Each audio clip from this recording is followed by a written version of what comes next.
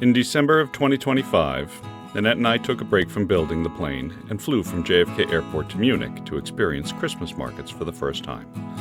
Since we were already on that side of the planet, Nanette wanted to squeeze in markets in Salzburg as well as Vienna before returning to New York. Then in January, we had a remarkably pleasant week in Cabo, Mexico, which, by the way, is a wonderful way to break up a New York winter. Now, I'll tell you this, it's great to get away, but it's also nice to come home. February rolled around and it was time to head back toward Binghamton and return to Custom Aircraft Builders and our Sling High Wing November Tango. This time, the team and I were attaching the wings to the fuselage, a moment that carries a certain weight, even if you try not to dwell on it too much. And it's not a task that I can accomplish all by myself. Not at all. This was an all-hands-on-deck scenario. Now, I planned to spend 2 full days in the build center, helping first with the installation of the top box, and then mounting the wings onto the top box. Of course, as is often the case, there was no shortage of other tasks waiting in line. Before we ever touched the top box, Matt had me installing a handful of required items on the firewall, as well as removing some hoses on a part, which I'm sure he will explain to me where on the engine it goes. In airplane building, there's always something that needs to be done when things you want to do have to wait a little bit longer.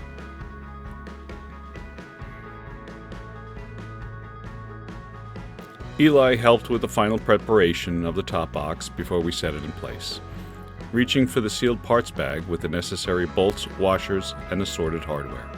I never owned an erector set as a kid, but plenty of friends and relatives did, and I always enjoyed piecing together those little contraptions, carefully following the instructions, then admiring the finished product sitting quietly on a desk. The concept here isn't much different. Same principles, same attention to detail. The only difference is scale, and the fact that this particular erector set won't stay on a desk. Someday soon, it'll carry us into the sky.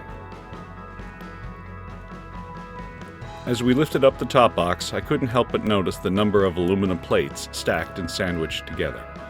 It immediately brought to mind something I'd picked up watching videos on the Sling Aircraft YouTube channel. One detail that sets this airplane apart from many others in general aviation: the wings, or more specifically, the strength of them. The top box and the wings together form the backbone of the airplane. The structure that carries the load takes the stress, and quite literally holds everything up once the wheels leave the ground. Sling's designers chose to overbuild or over-engineer, and the result is a wing rated to 8.3 Gs. That number alone is enough to get your attention.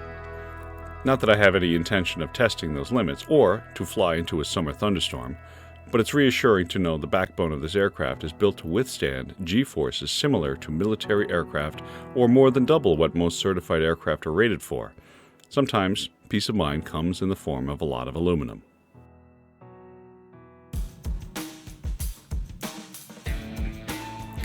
Connected to the top box are 4 thick cables, and they serve a very important purpose. They are part of the BRS system, the Ballistic Recovery System. It's a parachute designed not just for the pilot, but for the entire airplane. It's another layer of safety quietly built into the structure, waiting patiently in the background. And I have no intention of ever using it, but in aviation, peace of mind often comes from knowing that if the unthinkable happens, there's still one more option on the table.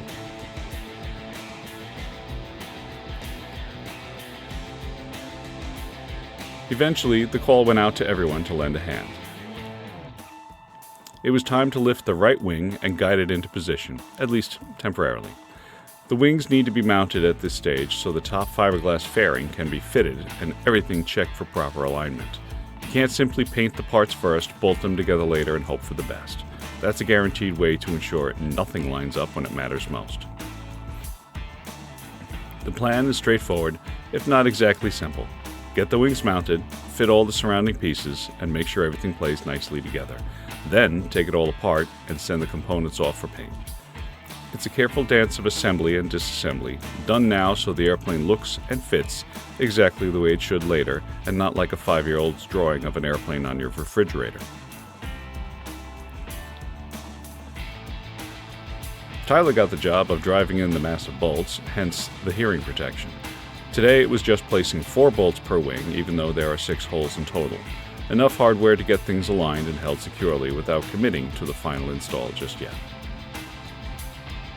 Meanwhile, Liam handled the not-so-glamorous but very important task of gently wiggling the wing at the tip.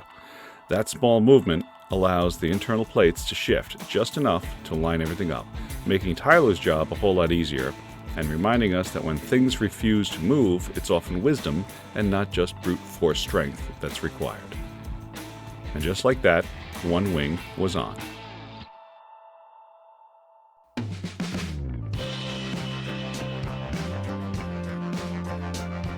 There was no time to stand back and admire the lopsided contraption sitting in front of us.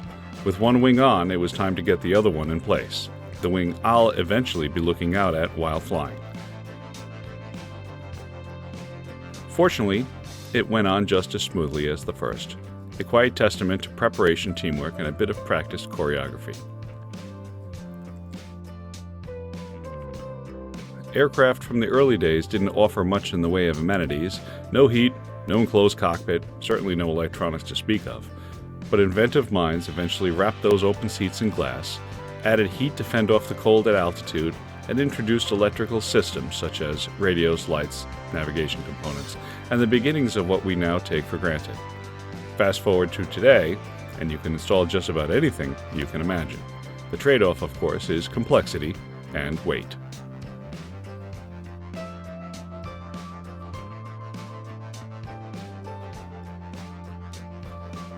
While Tyler prepared the area where the Avionics would eventually live, I was handed a task that spoke directly to that complexity, de-pinning the coupler that connected directly to the Garmin Avionics. You see, that bundle of individual wires all had to pass through a narrow conduit, from inside the fuselage up through the top box, and eventually out toward the wingtips and tail. Along the way, they'll power navigation lights, fuel quantity sensors, flap and aileron autopilot servo motors, and even lights mounted under the wings to illuminate the ground at night. It's a reminder that modern aircraft aren't just aluminum and rivets anymore. They're carefully organized systems, and all sharing the same small amount of space. Running the cables through the conduits on the left and right sides of the fuselage went surprisingly well, almost too well, because that meant the tedious part was next, feeding that bundle of individual wires back into a coupler with every single pin landing in its correct position. Get it wrong, and when you flip on a light, the flaps might decide to make an unscheduled appearance. Not exactly ideal. Of course, all this gets thoroughly tested on the ground, long before the engine ever turns over for the first time. Still, this is one of those jobs where accuracy matters more than speed. Tyler printed out the coupler configuration sheet, a wiring roadmap showing where we are and exactly how to get where we need to be. With his better eyesight, he handled the delicate work of reading the code on each wire, placing them in the correct position, while I played navigator, calling out positions and confirming destinations. One wire at a time, we worked our way toward order.